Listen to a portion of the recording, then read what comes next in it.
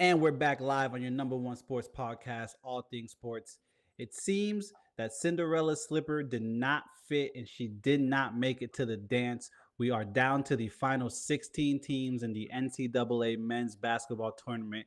And the victory in this round, you could say, would taste oh so sweet. As always, I'm your co host, Small Town EP, joined by your host, Wade Julian, special guest for the evening, Big Kev Shot It, and we are back to give you the real in sports. Shohei Otani did make himself available to press today following an investigation that was opened into his translator's gambling debt being paid off through one of Shohei's accounts. I'm going to kick it over to June for more information and an update on that. June? Yeah, what's up, y'all? How y'all doing tonight? I hope everything's good with y'all. Good to see y'all. Gang, Um, gang. this Shohei Otani news is it hasn't gotten too much, juicier, if you will. Pause. Like it hasn't developed way too much, but I think it was important for him to step out in front of the media today with the new interpreter who Kev still doesn't trust, um, and let us know from his mouth that he has no involvement in this, right? And if he's gonna whether ride the I don't want to be the negative guy, but if he's gonna ride the lie, he's gonna ride the lie. But I needed to hear it from Otani that he had no involvement in this. Not that I necessarily feel like he do in the sense of would I have ever thought anything like this from him if I never heard of this, story? No.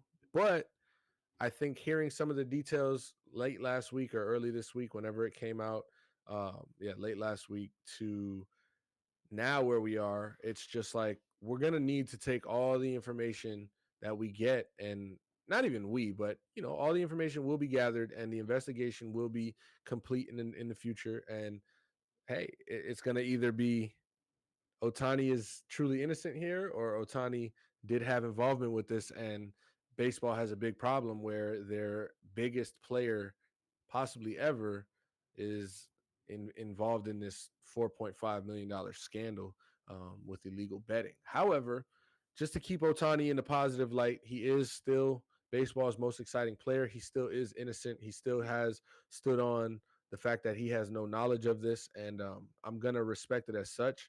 I will have my own questions and thoughts throughout the investigation, but I'll I'll try to give him the benefit of the doubt as we see. But he did speak to the media today, like you mentioned, and he said that I never bet on baseball or any other sports, or I've never asked somebody to do it on my behalf, and I never went through to a bookmaker to bet on sports.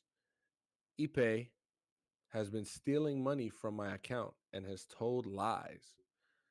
He also addressed the fact that the first time he learned about this whole betting situation was in the clubhouse after the game, the first game of the season in Korea, where Ipe kind of stood in front of the Dodgers and let them know, like, hey, there's going to be a negative headline about me and some things you guys are going to hear. So I want to step out in front and apologize to you guys first.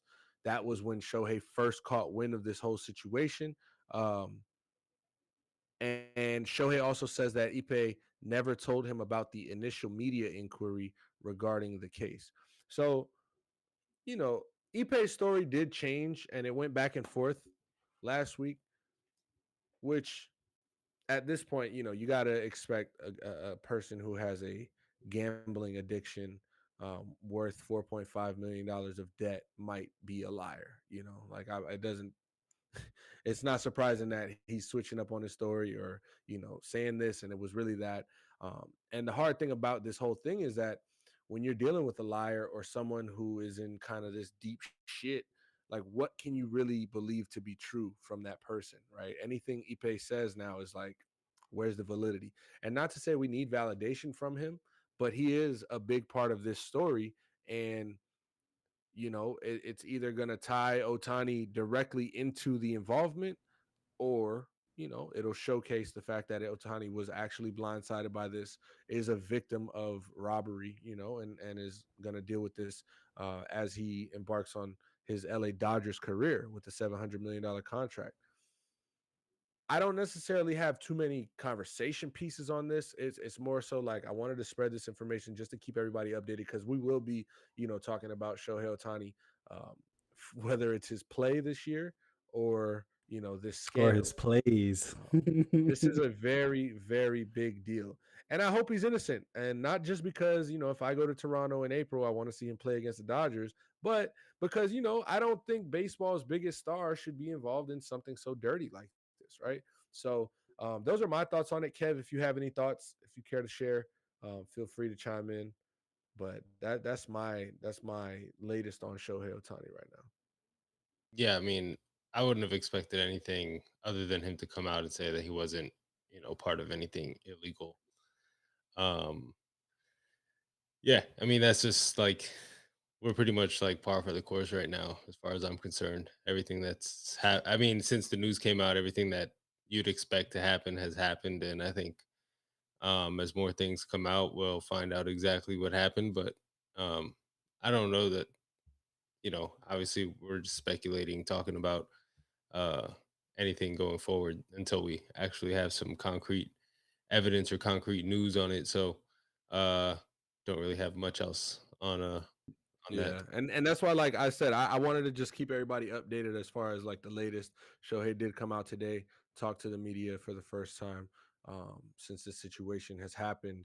Um, so I don't have any. Oh, but what about this? But what about that? Uh, More so just update. Like I said, I'm gonna keep my questions to myself for now, and as I gather or as I see more information come out, I'll try to see what makes sense to myself. But that's really all I got. Yeah, of course. I mean, he pretty much answered the questions that most of the public had as far as, did you gamble on baseball? Have you gambled on baseball? Do you gamble at all? Have you gambled in any sport? He answered all of the kind of triggering questions for, the baseball fans and community. Again, we'll have to let the story unfold. We'll have to let the MLB conduct their own independent investigation. I feel like I should probably keep, my conversation pieces and questions to myself at this point until we gather more information. But there's definitely still a lot of questions to be answered, hence the MLB independent Hey, investigation. shout out to Daniel in the chat. He says he's supposed to have a VPN. He played. Yeah, it's millions of dollars leaving your account. I mean, like the Bank of America gonna text you or something, bro. Like, yo, you sure you want to do this? Is this you? We didn't let it go through. So if you want it to go through, do it again. Like, you know. But again, there's an investigation ongoing.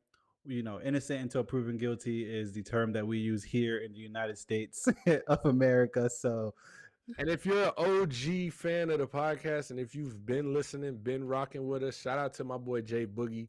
Um, we got a damn. I'm not gonna hold you. That's crazy. I ain't gonna lie. Jay Boogie would be very disappointed that I let that one slip away right there. We had a we had a quote, and if you're real, remind me of it because it was so long ago I forgot.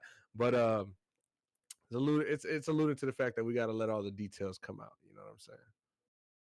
absolutely, we'll let the story unfold. And June, I mean, you have this sentiment along with a lot of other people that this gambling craze that is going through the world right now is infecting and affecting fans, players, teams, organizations, people's pockets, people's well-being, livelihood. And we'll transition into the NBA real quick, where Michael Porter Yeah, Jr. is little bro. I hate to say it like that because I'm gonna butcher his name for the second time. I did it once off air, and then I didn't want to do it once on air. So I'm gonna disrespect you. I'm sorry, bro. I don't know how to say your last name or don't really remember. But this story isn't really that crazy to me. But there's parts that are crazy, like the fact that Kev was mentioning off air that his prop was the most cash prop in 2 games where he exited early for the under. That's wild. I mean, are you throwing games? This is one of those when you play stupid games, you start to win stupid prizes type of thing. You know what I mean? June, how are you feeling about this investigation that the NBA is conducting right now? yeah. I'm happy. I'm glad. I'm all for it. I hope they find more. Like my thing is, you mentioned how I feel about this sports gambling, sports betting thing, and I joke about it with you guys all the time. I give you guys a lot of hard time for some of my friends being degenerates or whatever. But in all seriousness, like, hey, if you want to gamble, do your thing. I think that if you are a professional athlete, um, so as a man in general, whether you play sports, whether you like Yu-Gi-Oh, whether you're a film director, I think as a man, um, you need to have integrity, right? That's just a part of being a good human being in general. So, you know, morals and integrity are big to me. And if you're gonna be a professional player, uh, have some integrity. You know what I'm saying? Like it's unfortunate that the greed has to overcome you to the point where you have to try to make more money through something that you're already making money on. I'm not saying everybody in the league is making $7.9 million or $40 million. This guy's making $400,000 on an NBA contract, but you're making $400,000 doing apparently or supposedly what you love to do, right? Like this wasn't something that you just a job that just fell on your lap. You grinded your young adolescence through high school, through college, got to the league, and you're trying to make a name for yourself, hopefully. Now we're at a point where we're acknowledging how bad we are as players and trying to cash in on our unders. Like, yeah, you mentioned he left the game early 2 times. One was a eye infection that he previously injured, and the other one was a flu or he was sick and he left the game. Mind you, he had cash those unders, right? Under 5.5 points, under 7.5 rebounds, under 3.5, 3-point attempts. And so it just sucks that obviously I'm not oblivious to the fact that sports, have been altered in history. Refs have been a part of this. Players clearly are a part of this. Guys like uh, in football, Calvin Ridley. Shout out to Calvin Ridley, just got his new deal. It's not the end of the world. Shout out to Isaiah Rodgers, former Colts player, who signed in Philly after getting cut from the Colts after that.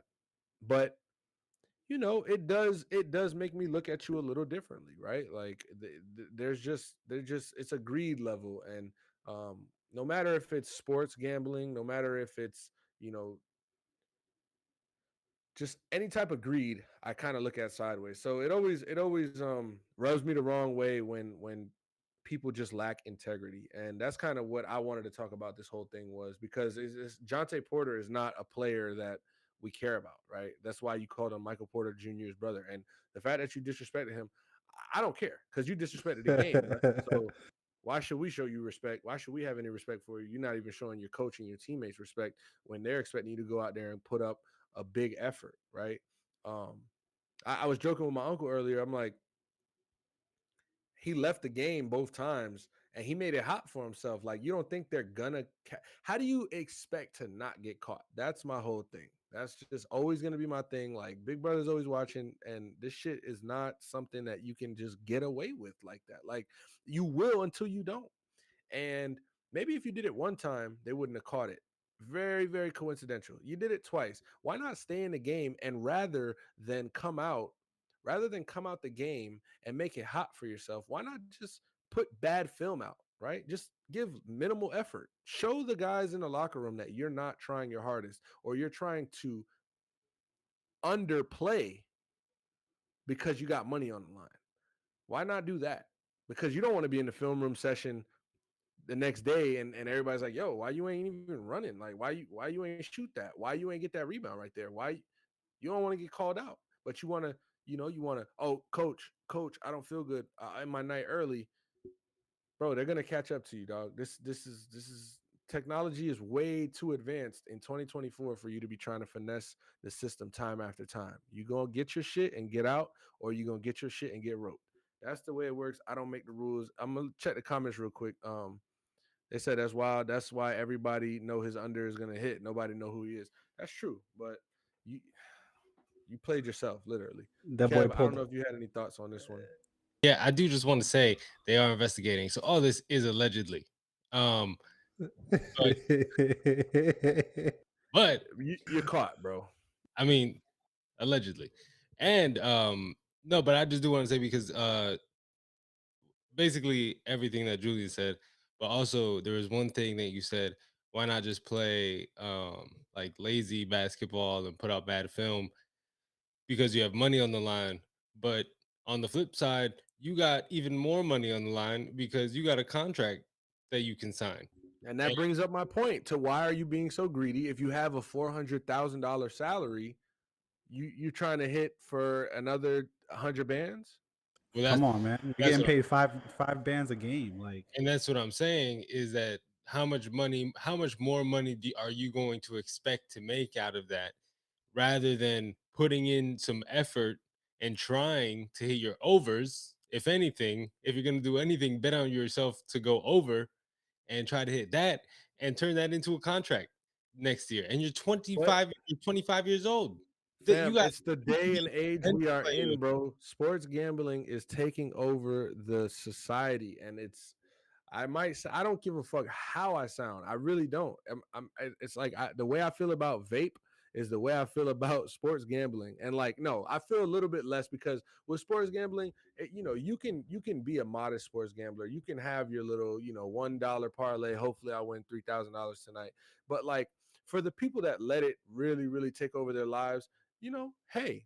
If that's how you want to do your thing, do your thing. Everybody has their vice, and I'm not here to be the judge on people's lives. But I really am not going for the pro athlete betting on themselves or their team and just breaking the it's the integrity rules of the definition. sport. Yeah, it's the That's the definition of difference. conflict of interest, man. It's Exactly. literally the So be definition. fucking smarter. Stop being so greedy. Earn your money. Bet on yourself. You made it this far. Try to be better. Like, have some confidence in yourself, bro. Like, who bets an under on themselves? Like, you gotta be a sorry ass motherfucker to bet an under. Like, Michael, I bet I don't score 5 points tonight. Head ass. his older brother was like, "Come on, man, you can't be." He's like, "Michael, you're an NBA champion. You don't even know how it feels to be down here making 5 grand a game." But that's what all right, so that's what I'm saying is like your brother is he's a really He good got that role player, contract. He got that really good. $140 million deal. So like look at your younger brother or I'm sorry, your older brother, you're 24 years old. You can at least play another 10, 11 years in this league, even as a decent role player, like a end of the bench vet, like in your later years type thing. Like, why not aim for that and make 10 to 20 million dollars in your career versus a few 100,000 right now? It's just stupid. He's an idiot. Yeah, Allegedly. allegedly. Speaking of gambling, on the last episode, I gotta own up to this one. Gave out a 2 leg parlay. First leg, well, one I shouldn't say first. One of the legs was Gonzaga money line. They took care of business. They stood on business. They are in the Sweet 16 right now, as we transition to March Madness. The other leg was Kentucky -7. They were 13-point favorites against Oakland, and I bought them down 6 points to -7. And they shat in the bed. If viewers, listeners, watchers, if you took it, I apologize. It's March. You know what I mean? And now Kentucky is gone in the round of 64 once again. June, should Kentucky look to move on from Calipari after another exit in the round of 64? It's a good question. It's funny because I saw a tweet that said, I'm always when I see a tweet and that I think is funny, I'm always gonna say I saw a tweet. I'm not gonna come here and say the joke like I made it up. That's one thing that really, really people be coming out here talking about, bro. You saw the tweet. Just give like you saw the tweet. I saw a tweet that said Doc Rivers, John Calipari is the Italian Doc Rivers, and that was pretty funny to me. But no, I don't think that they should get rid of him. Unfortunately, things haven't gone their way since what 2020, 2021 in the tournament or so. And the University of Kentucky definitely needs some sort of change. I don't know where exactly that's going to come from. I don't have that answer. I do know that getting rid of Calipari isn't the answer. What he does to recruit players and getting players in that building and buying in and believing, whether they perform in the tournament or not, I also think that's just more so that one and done culture. It kind of it doesn't help the case. But Calipari is going to get the best group of guys in the locker room, and yeah, they can go in another direction, and yeah, they can hire another coach. But whoever is the predecessor to John Calipari, first of all, is going to have so much pressure on them to perform, to win. Um, I said predecessor, I mean successor. To win, and I don't see I don't see that for the next minimum 4 years. I think Calipari keeps that job in position. So, no. I mean, them letting him go this year would mean a $33 million payout that they would have to pay out. It's been happening lately. We see it. I don't want to say a trend is happening, but we've seen teams both in collegiate sports and in professional sports let go of head coaches, let go of players, and say, "Hey, we know we got to pay you. Here's your money. Sayonara, hit the road, Jack." If not, there's people that are criticizing the way that he's been coaching in the last couple of years, whether it's due to recruiting a bunch of one and done athletes, whether it's due to time and the game changing and him not being the same coach that he was at UMass, and at teams of the past where he had some success. If it's not him, or if it's not the Kentucky moving on, Kev, what's next for this Kentucky team? What's next for Calipari? Does he need to change his coaching style up? Does he need to go back to the gritty Calipari days? What's next for him, Kev? Uh, I think the biggest issue with for Calipari is the NIL. Um, it. I was joking with E earlier. It leveled the playing field, right? Like Kentucky was able to do all these things that NIL is doing with, like, against the rules, probably. Yeah. Uh, certain schools are, get away with, or I don't know if get away with, or are better at doing these things under the table. Shout out to Uh, Rick Pitino. yeah. So, um, yeah, I think NIL has leveled the playing field a little bit. That's why you see certain guys going to certain schools that you're like, why is he going there? It's because he's got a great NIL deal from somebody over there. And so I think that's the biggest thing for Patino. And I think this generation, like, I love Deion Sanders, but I think it's bullshit. What he's doing with Shador, talking about the whole certain city thing, because I wanted to this talk is about that too. because this is the other problem with this. And I know it happened with Eli also, and it was the same thing when it happened then. It was stupid. Like, college and the draft is set up a certain way so that these things happen. And if you get drafted to a team, they've got you for 4 to 5 years, and then you can go choose in free agency if you don't want to sign an extension with them. And that's just typically how these things go. So I think you trying to control the process is unfair to everybody else. Yeah. Um, So I my think fault. that Go ahead.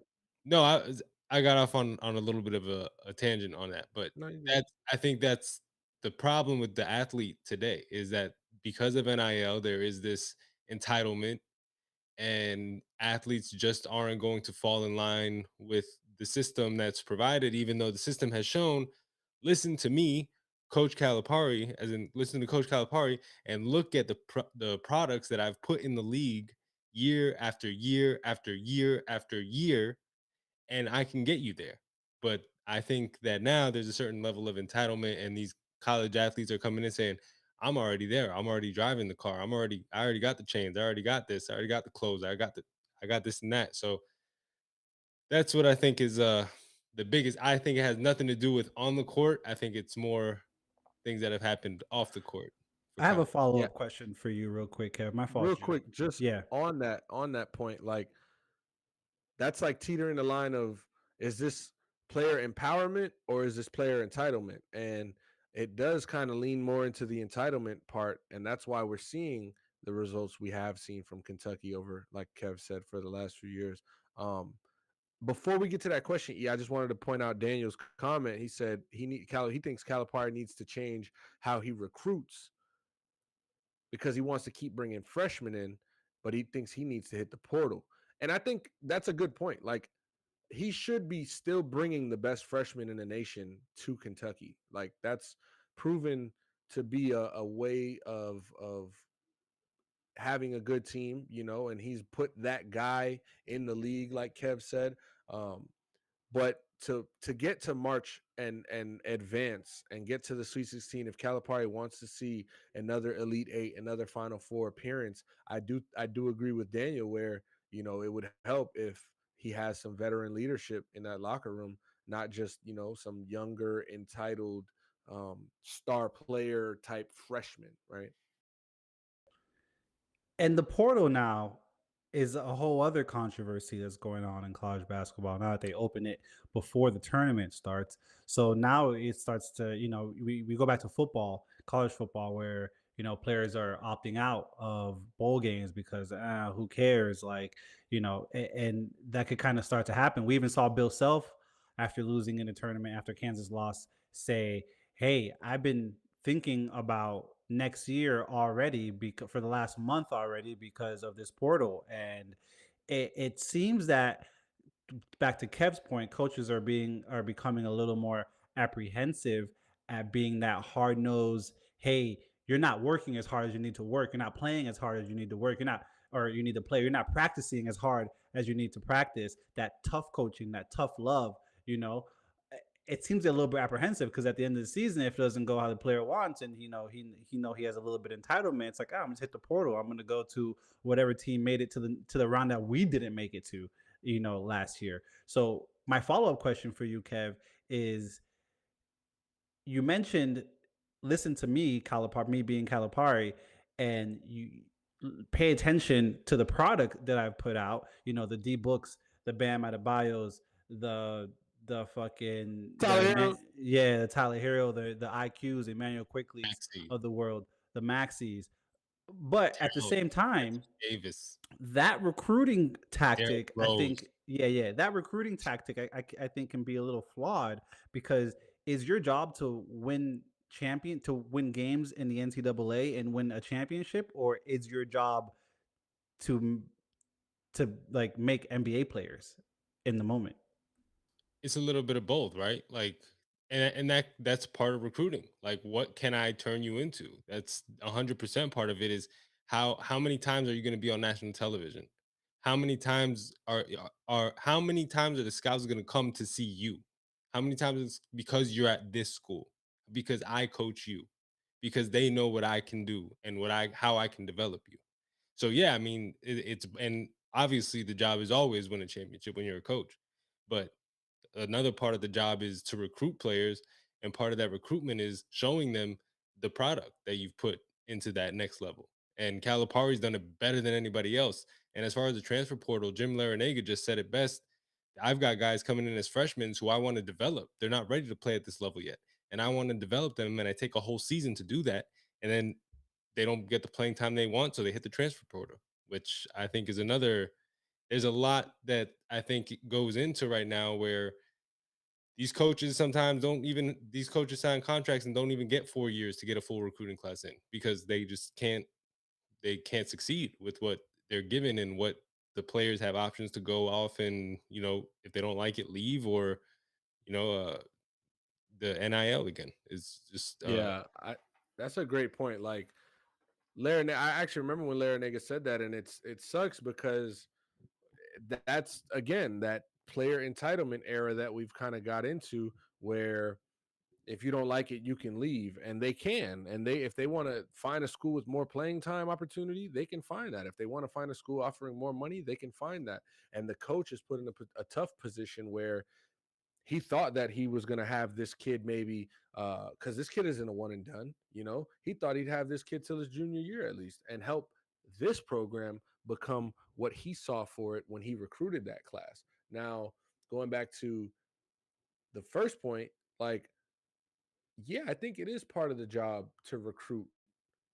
It's not, I don't know what the percentage is, whether it's 50-50 or not, but of course you're here to win, right? Coaches, you hire them, you want to bring glory, you want to bring a championship to your school. However, how do you do that?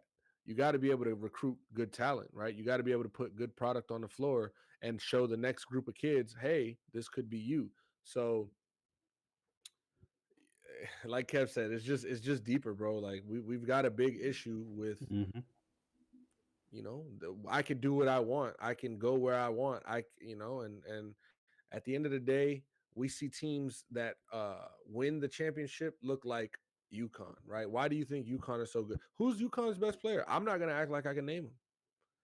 But guess what? They play as a team. That team right there understands each other's strengths. They understand what they're good at. They understand how to play as a team, move the ball around. They practice hard. They come out every single game and play, and they're as ready as any team needs to be in the nation. And that's because I think they put their head down. They don't have this one and done superstar freshman who they're looking to, take over this. No, they are playing a great brand of basketball, well coached, and they're playing hard. So that's the results you get. And UConn is well on their way right now to winning a back-to-back national championship, possibly. Yes, sir. And they do have a rematch. We do have a rematch of last year's national championship game in the Sweet 16. Number one UConn versus number five San Diego State on the 28th, which is Thursday. That's going to be a great game. Before we move on to the next topic, real quick, I just need a good or bad answer from each of you. Transfer portal in college basketball being open before the tournament, June. Good or bad? Bad. Kev, good or bad? You were muted. Sorry. He's muted, but he said bad. All right, say less. We got you, Kev. We got you. The state of North Carolina has three teams in the tournament still remaining. Number one, University of North Carolina. Number four, Duke. Number 11, North Carolina State. The Wolfpack got hot at the right time, and the heat has continued into the tournament. They are in the Sweet 16. June, is NC State a true Cinderella? No, I don't think NC State you can consider them a Cinderella for real. I think they're a good team, right? Obviously, they come into this they come into the tournament as an 11 seed. Like they weren't anything special by all means all season, but and the 11 seed did have a lot of luck in the first round or so, but you got to give credit. I mean, they came out and scored 80 points in back-to-back games, 80 and 79. They whooped up on Texas Tech. Oakland was a scary game, right? That was a team that came out and Buddy hit 10 threes and the world felt like it stopped for a second. Um, but NC State prevailed and uh, Buddy had a chance to win that game. I think Oakland really folded at the end of the game versus the Wolfpack there. Um, but no, I wouldn't say that that's a Cinderella team. And guess what? I mean, if I see them in the Elite Eight, like maybe it's more so that I don't see them, coming out of the Sweet 16. So maybe that's why I'm saying what I'm saying. But so yeah, if they were to get to an Elite Eight, then you could probably be like, wow, man, that's a. But I don't see it happening. I think NC State's run ends. What do they play Friday? Versus number two Yeah. Marquette. If they do make it to the Elite Eight, we could possibly see a ACC quarterfinal rematch between Duke and North Carolina State. But before that, Kev, you tell me, is NC State a true Cinderella? I mean, I would think so. Like they lost their last four to end the regular season. They lost five of the last six to end the regular season. They were talking about the coach getting fired to end the regular season, and then they ran through the ACC tournament. That's part of the Cinderella story too, right? Like they probably had to win that tournament to get into this tournament, so they really shouldn't be here. So yeah, I think you got to consider them a Cinderella because without the Cinderella run of the ACC tournament, they're not even in the NCAA tournament. But it's hard for me to consider a Power Five school a Cinderella. I mean, Was Miami a Cinderella last year? I would say so. Same conference. I'm gonna say Farley Dickinson would have been a Cinderella upsetting Purdue. I'd say St. Peter's the year before that would be a Cinderella. NC Yeah, State. not all Cinderellas are created equally, though.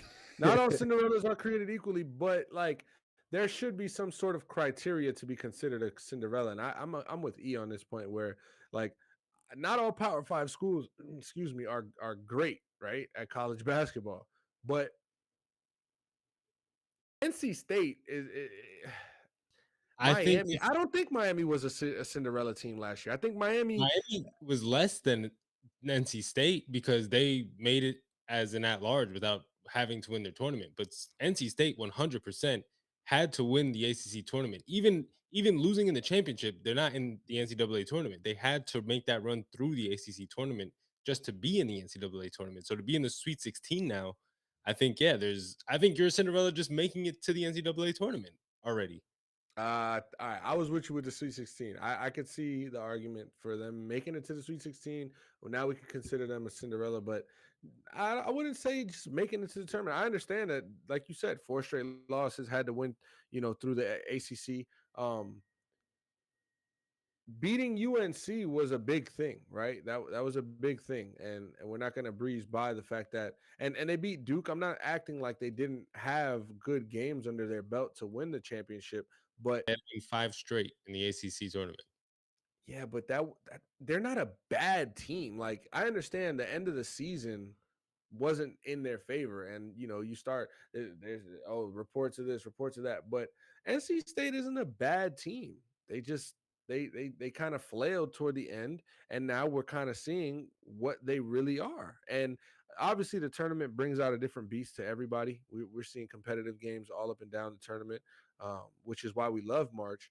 But like if they were okay, do you think that they can compete with Marquette? Uh, Yes. I don't know what the points are yet, but I do think that they could compete with Marquette. well, that's the thing. Is if you asked me when the regular season, these are two different teams. Like this is a team that beat Clemson is the only team that's in the NCAA tournament that they beat all year. So, and every other team that's in the tournament they lost to during the regular season. ACC tournament came and a flip switched. So, if you asked me before, no, they had no shot at competing with Marquette. But the team that's played the last 8 games, 100% has a shot to beat Marquette. Marquette Feel minus that. 6.5 is the line. Are you taking the plus 6.5, Kev? I am not touching this game. I would probably, as a betting man, as you know, one of the degenerates that June referenced early on in the episode, Don't I'd do wo- that. I would probably take NC State in the first half, just because I think that they'll come out as they've been playing hot, on fire, and I think it could get ugly in the second half. What do you think, June? I think this game gets ugly in the first half. And Marquette. So NC State played. I'm sorry. Who did they play in the first round? Can you remind me? Te- te- Oh, uh, Texas Tech. Texas Tech. Yeah. Yeah. Texas Tech. Then they get Oakland. Marquette played Colorado on Sunday, and Colorado is one of the best, if not the best, shooting teams in the country. And they were absolutely lighting it up. Marquette is very well coached. We know Shaka doing his thing over there. And I don't see this game. I don't see this game being super competitive all the way. And I could give you halftime. I could see that. There's a world where I see that, but I think Marquette takes care of business. They're going to show exactly why they are a 2 seed in this tournament. Um, and they're playing an 11 seed. Like that's what we'll see the difference in seeding in this game. And quick shot, because I know you said Buddy a couple times, referencing Jake Golke, Mister. I know I'm not going to the NBA, which was the name of the last episode. I know we said we had the name for the last episode, but I texted June after the fact, after the game ended, and I was like, "Hey, listen, the sincerity of this kid saying, hey, I know I'm not going to the NBA, but on any given night, I can compete with those guys, and I know I can compete with those guys, and I guess that helps. I guess that helped him sleep better that night, outside of the win." Was amazing. Shout out to him and his 10 threes It's all and over, buddy. 32 Well, points, but it definitely is all over at this point. Kev? so yeah, he's not getting drafted, but there's a place for white boys who can come off screens and shoot like that, and the competitor in him, I love that. Hey, Jack Golke, future Miami Heat. I will say this: 6'3", I'm good, fam. Oh my God. Boy, looking like a substitute teacher, but we'll keep going. Listen, I referenced Farley Dickinson. I referenced St. Peter's, NC State, number 11 seed, the highest seed that is still remaining in the tournament. It seems like the teams that are left at this point, the 16 teams that are left, are some of the best teams, if not the best team. One of them is the best team. They're going to end up being the best team at the end of this tournament that played all season.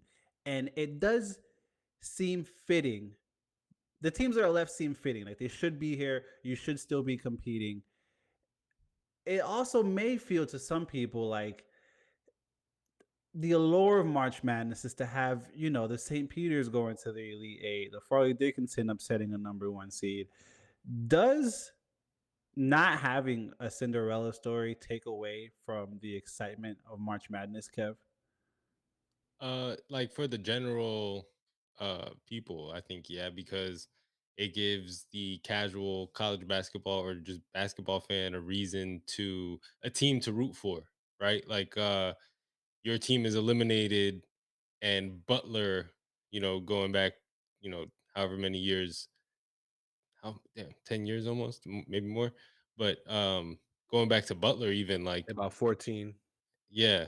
So, I mean, it gives people a reason to even FAU last year. There was a lot of the country, their team got eliminated. It was like, oh, I hope FAU makes it or FAU wins because why not? That's not like a big team, a team that's always there. So it gives the casual fan or the fan whose team has been eliminated. You see it in the tournament games, right? Like when there's the fans of the teams for other schools that are waiting for the next game, and you got the Oakland beating the Kentucky, and the fans are just going crazy every time Oakland hits a shot because they have no real rooting interest, but they start leaning towards the 14 because it's like this is history. It's every time it happens, it's history. No matter how many times it happens, a 14 beating the 3, 15 beating 2, 16 beating the 1. So it's always gives it a little more excitement just to see how far they could push it if they can, continue to take it all the way. June, how you feel?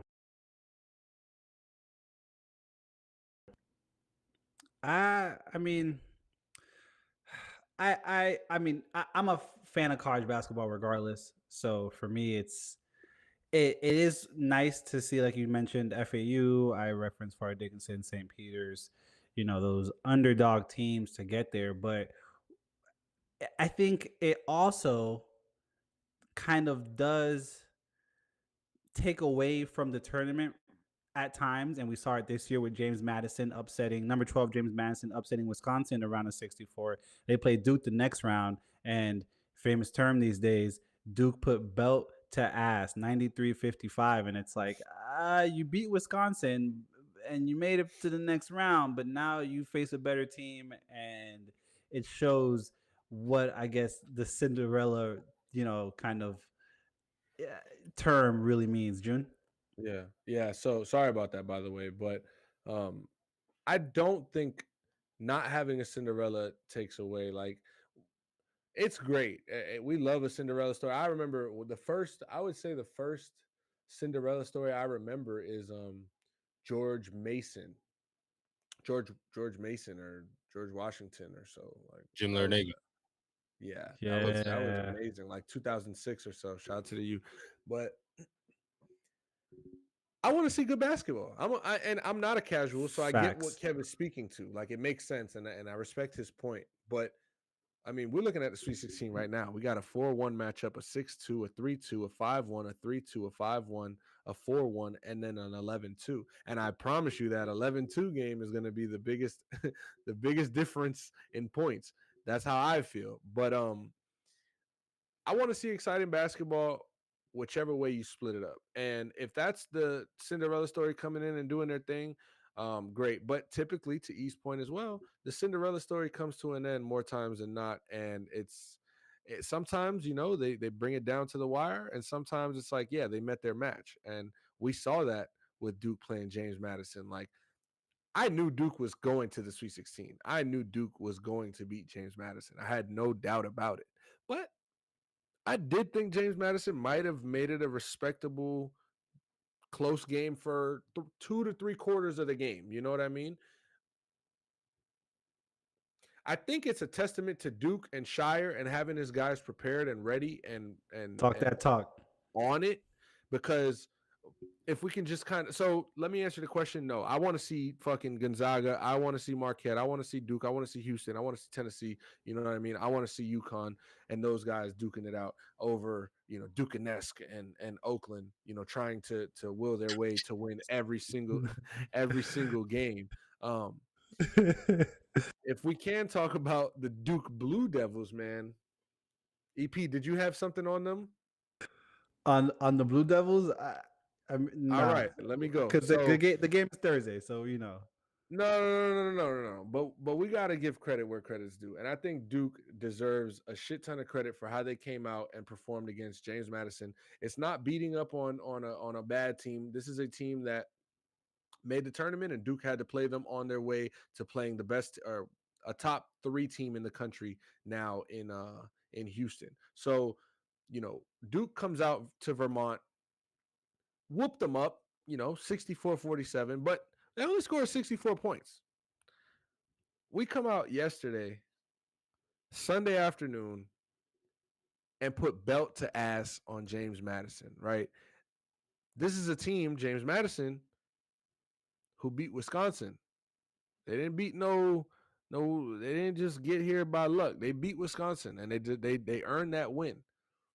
And what we saw from Duke, as far as a physicality level, as far as I'm going to punch you first, as far as we're not going to give this lead up, we're not going to play with our food, we're not going to act like this is a good matchup for us. No, this is what Duke should have been showing us throughout the ACC tournament. That's what I would have liked to see. And I'm not here to walk any takes back, because last week I was saying Duke doesn't have that, that guy on their team that's going to like will them to a win, or go get them the bucket. Not will them to a win, but go get that bucket when they need it. Duke wasn't necessarily in a position where they needed that guy yesterday, and everything was falling for for my boy. You know what I'm saying? So shout out to Zero. Um, but Duke is going to need that guy, right? Duke is definitely going to need a lot more on Friday night when they got to play Houston, because we just saw, first of all, that's the best player in the country, or best point guard, at least, in the country, in for Houston, number 1, Shed. So I think we're going to have our hands full, but I feel confident in saying that I do think Duke can win this game, because of how they showed me they played in the round of 32. They came out, smacked them in the mouth, didn't let anybody toy with them. Their shots was falling. I don't believe we're going to be able to shoot as well as we did, yesterday versus Houston. So that's not going to be the key to the game. But if we can punch Houston in the mouth first, or if we get punched in the mouth, can we respond to adversity? Can we keep it tough? Can we that's what I stay want to see physical? right there. Yeah, That's what's going to win Duke this game. And so, do they win? Listen, I'm a Duke fan, so I'm going to call it, we're going to the Elite 8. Yeah, but it's going to be tough. I do think there is a very big possibility that we do win, though. I'm pulling up the line right now, and it is Houston -4.5 at this point. Close, looking like it's going to be a close game. I want to kick it over to the NBA. What was that? That they almost blew that game last night. It almost would have been. If Texas A&M hit their free throws, it might not have been as good of a game. What an overtime shot that was, though. That is the epitome of March. Inbound, under the basket, top of the key, missed assignment on defense, shot goes up, comes down, victorious. Well, not victorious. It went to overtime, and then you guys lost. But still a moment, still the epitome of March Madness. I want to kick it over to the NBA. We're going to have a heat check, but we do have breaking news. And I love because this typically happens after the pod, but no, breaking news. Adrian Wojnarowski reports Draymond Green and Steve Kerr were separated at practice after getting Wait, into wait, an wait, off. wait, wait, wait, wait, wait, wait, wait, wait, wait, wait. Kev, did you hold on? Because this is did you get got? Because I think that's Did I get got? No I think you way. got, bro. I think you got. What was ESPN? No way. Is that Woj D ESPN? You're muted, but I think we got. I think you got there. Hey, I will say this. I'm here Woj D for ESPN. that's fake news, buddy. Damn. That's It's okay. horrible. I no, it's great. It makes for good content. That's We horrible. had and I don't. This is funny. So a couple years back, fuck it, James, ex co-host of the show. Shout out to James. I gave him the credentials for the Twitter, right? For the podcast. He was doing Twitter updates, and that was his thing. He broke some news on the All Things Sports Twitter page that I don't know how you would break this news if you are not 200% sure that this happened. I, this is one of our less proud moments, but he broke news of, and I say this with a smile on my face because of the situation was funny, not because of what it was, but he put R.I.P. Sean Kemp, right? And apparently, yeah. So I saw the tweet. I remember this day like yesterday. I was with our ex co-host Justin J Boogie. Shout out to J Boogie. I was with J Boogie driving to play ball. Motherfuckers like, yo, what? Did you what? Nah, James. Nah. I'm like, oh hell nah, that's crazy news. Like, I'm Googling, I'm trying to find the source. I'm like, yo, brother, brother, take this down. So I think it's funny. This is this is the second time the All Things Sports podcast has got. Um, and it happens. It It happens. happens. So Shout out to we'll Nico in slide the through it. chat. I didn't read ahead too far. I just saw and I was like, nah, this is crazy because if this happens again, this is wild. I'm glad that Steve Kerr did not get choked out by Draymond Green. I'm sure that would be the end of his career in the NBA at that point. June. I'm just gonna kick it over to you for the rest of the NBA news. Let's go into a quick heat Hey, check. I got you, my boy. Hey, and by the way, I just on that tip, I do think since we're talking about ex co-hosts, it is pretty funny to see two of my ex co-hosts, I guess, doing their thing now together. And listen, it's never going to be any type of hate from my side. It's never going to be any type of salt. I'm the least salty person in anybody's life. Maybe my girl, I'll be salty with my shorty, but I don't be salty with nobody's business. Certain things do just, kind of make you smile, make you laugh, make you feel proud too, if you get what I'm saying. So shout out to them in their endeavors, the and Spod or so. But Jalen Green, like what a month he's having, man. Like the Rockets are surging. They're 10-1. He's got Drea Michelle in the palm of his hands, baby seed in the stomach. This man's averaging like 35 a game this month. I mean, I just want to go down his last 10 games and show you his points. I mean, dating back to March 5th, he goes for 23. Then he goes for 15. Then he goes for 27, 19, 16. He was still heating up. Then he goes for 37 again, or 37, 26, 42, 26, 41. And he's doing this. He shot 33% in a game. He shot 44% in a game, 44% in another game, 55, 53, 63, 33. And these are from three.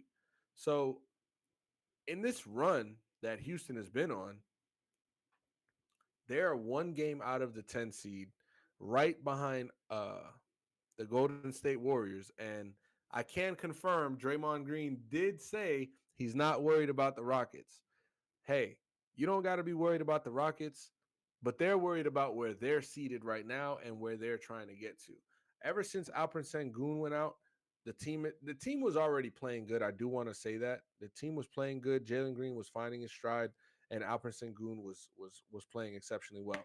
But he's gone out, and Jalen Green's play has gotten a little better, and they seem to not know how to lose right now. So whether you're worried about them or not, Draymond, we know you're not choking your coach out about this, but the Rockets are on y'all ass right now. And if the Rockets can maintain not 10-1 basketball through 30 days, but over 500 basketball, maybe at a 70% winning percentage clip, 700, I should say,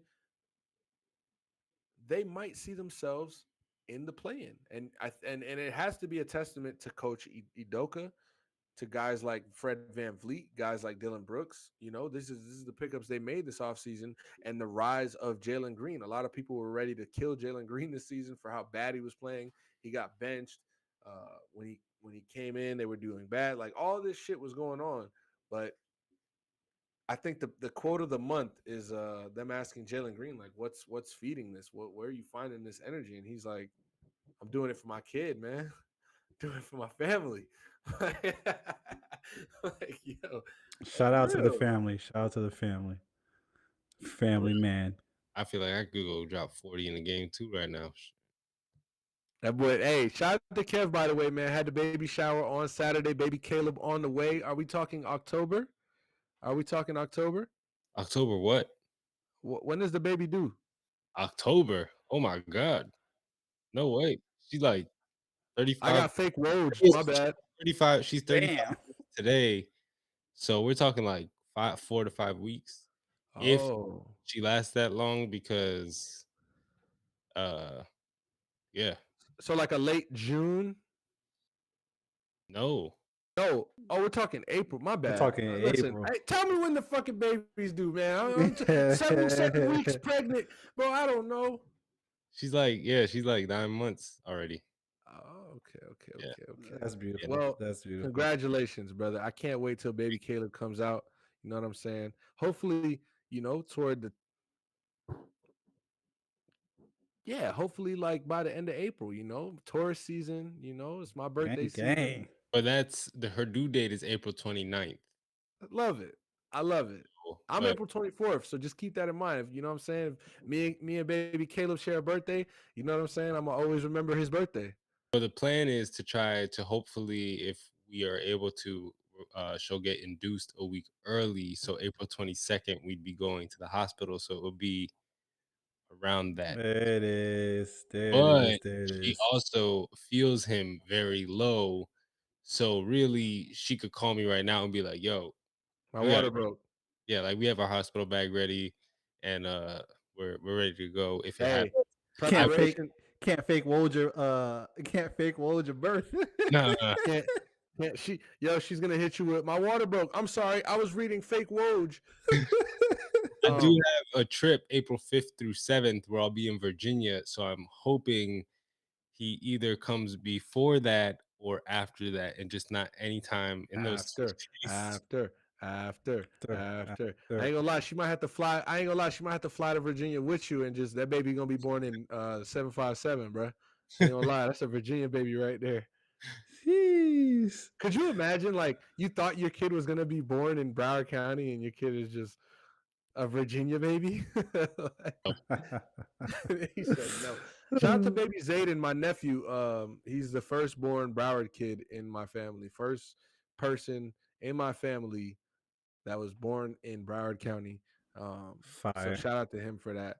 But in other news, I did want to talk about the Heat. We do have Kev here. Kev was at the game versus the Cavs, getting some footage for 5 Reasons Sports. As he always does, is always crisp and clean. I think it was for 5 Reasons Sports. Do I have that right? Yeah. Okay. And so what a fucking game, what a night, what a performance, what a team effort, what a dominant victory. Kev, just give me some thoughts on one, the Heat's performance on Saturday. Well, that was Saturday or that was Sunday? That was last night.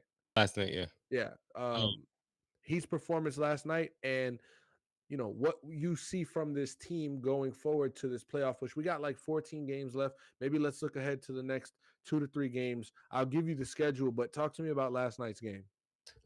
so two quick things is last night was the first game that I've done all like ever actually. I've done some practices. I did a scrimmage game. The game itself was a lot different because I caught myself shooting and not even realizing what the score was at a certain time. Um, and I realized we were up by 20. I was like, "Whoa, when did that happen?" Can I stop you right there? And Yeah, can we acknowledge the fact that Kev said just now this was his first Heat game he was credentialed to shoot for? I want to stop. I want to tell you I'm proud of you. I want to tell you that you deserve it. I want to tell you thank that that's a big moment. That's nothing to play with. That's nothing to just glaze over. Nah, you did that. You earned that, and this is where we are right now. So to Yeah, many more, bro. they let you drive like into the tunnel and all that stuff, or like how was I that was like there? ultra this weekend, so I had to park at Bayside and Man, walk that's right. over to the arena. But everybody, when they say first class organization, they mean it. Everybody very helpful. Everybody very nice. The guy that I deal with for the credentials already knows me by name and like addresses me by name. He's only seen me like 3 4 times all year with the amount of faces he's seen. So like very first class organization. It just makes my like fondness of them grow even more. But also I'm 1-0. The Heat are 1-0 when I'm at the game. So I might be the shooter that we've been missing. Ethan, where you at? You heard him, Ethan. But no, but so as far as the basketball game now, obviously like they needed that win last night. Like they needed a statement win where it wasn't wire to wire. Yesterday they were down by 3 at a point, but it was quick. But they needed that type of just blowout up by 40 win against a team that just beat them last week. And so it was good to see. The team's still not healthy. Duncan out, Tyler out, Kevin Love out. So hopefully soon enough we start getting some of those guys back. There's not a timetable for Hero. Um, I don't know that there's a timetable for any of them at the moment. The Heat are usually very like hush hush about any of that stuff with injuries, and as far as like when guys are planning on coming back from timetables, things like that. But uh hoping they all come back before the postseason starts so that they can have that little opportunity to mesh and start playing with one another. But I love the defense from DeLon Wright. Like I think even when healthy, he needs to be in the game more. His point of attack defense is great. He's a pest. He does what Gabe Vincent did last year. He just bothers you. 94 feet, he'll pick you up and he'll bother you all game. And that's the type of point guard that the Miami Heat, Norris Cole, Mario Chalmers, Gabe Vincent, like that's the type of point guard that when there's a successful Heat team, the Heat have that guy that can just bother you, pick you up 94 feet and bother you and annoy you all game and make you work. So I love DeLon Wright. I think Terry's also gotten exceptional at that. Like I think he's really picked up his game. He'll pick you up 94 feet, not the full game, but at times he doesn't mind coming up and picking you up for 94 feet. He's gotten really good with his defense since he's got to the team, and I think Spo said it last night. Like he knows what his point of attack defense would mean to this team, and it's something that he's worked on and really improved on since he's been here. So um, I love what they've got working up there. It's interesting to see because yesterday it was Terry and DeLon a little bit, and that takes away from like the Terry and Duncan minutes, right? And the Terry and Tyler minutes, but that's the minutes we know we're going to see. And I think that's where you'll see the defense also take a step back because they don't have that guy like DeLon right on the floor. And that's not to say that Tyler and Duncan haven't vastly improved on defense, but I also think that they would probably agree DeLon is a better defender, and he brings something that each of them don't. So I think it's going to be interesting to see what Spo does with the rotations in the lineups as guys come back. But yeah, I think like I'm still not worried, right? Like I think last time I said I'm not worried, I'm a little more unsure than that time, but I'm not worried yet. That's fair. And I respect and I appreciate your insight there. Shout out to Haywood Highsmith having a really good game, finding a stroke, and also being a pest. Like that's a defender we can put on point of attack, pick you up 94 feet, and at what is he 6'8", 6'9" ish or so, big frame.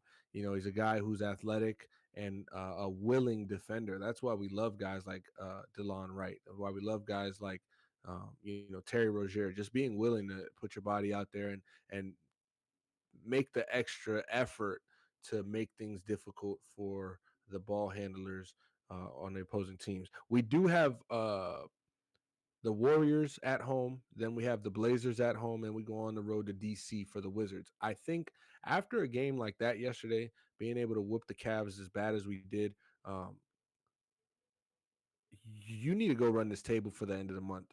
Like these are three games you I want to say you have to win. Like these are teams that you should beat and you need to beat because if you want to put yourself in a position where you're not in the play-in and you have a guaranteed playoff spot, top 6 seed, these are games that have to be won.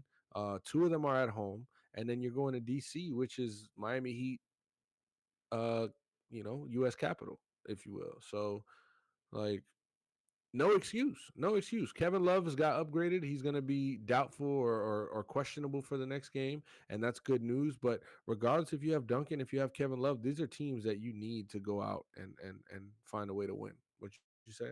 The Heat should finish the season no worse. Like these last 11 games should be no worse than 8-3, and that I think is a good record to go into the playoffs with. Half a game Yep. behind the 6th seed and the top 6. It's the Heat.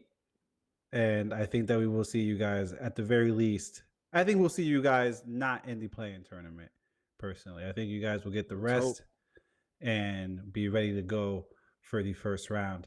Ladies and gentlemen, boys and girls, children of all ages, as we cross the hour 7-minute mark, this has been your Monday night number one sports podcast, All Things Sports episode, March Madness Sweet 16.